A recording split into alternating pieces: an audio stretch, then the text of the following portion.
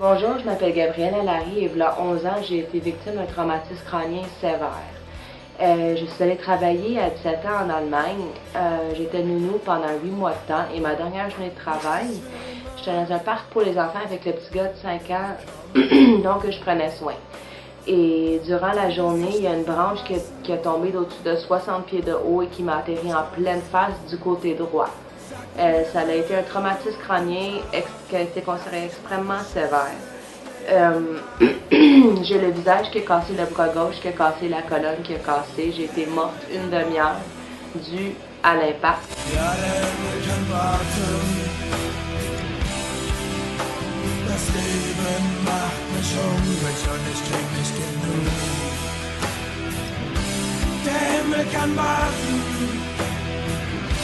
Après 6 semaines de coma artificiel, j'ai eu 7 opérations en tout, donc qui m'ont reconstruit le visage. Ils m'ont fait des trous dans mon crâne, ils m'ont vraiment, c'est cette opération pour me garder en vie.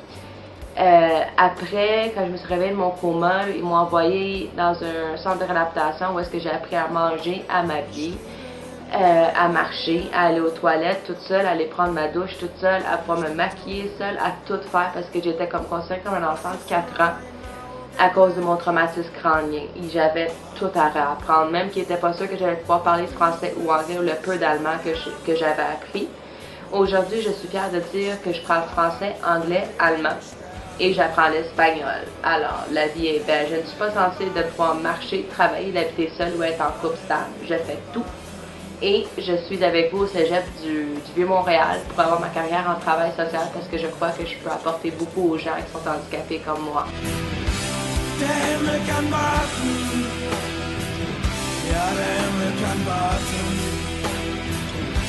Ich hab noch lange nicht genug.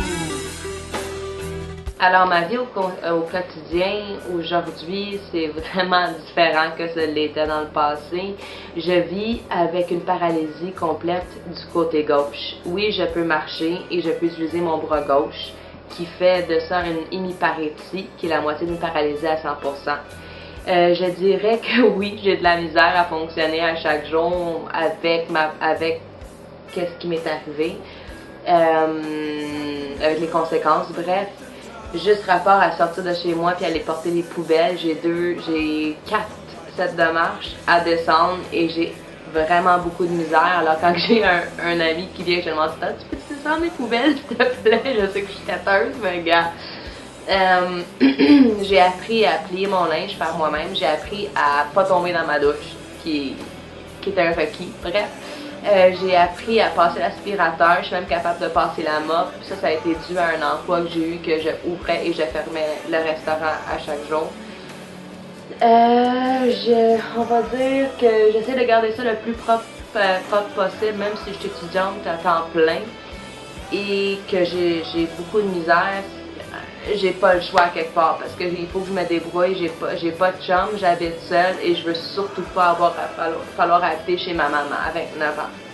Alors je lâche pas et je continue puis je me trouve tout le temps des manières de me débrouiller avec mes affaires parce que c'est rendu à un point où est-ce que je n'ai pas le choix.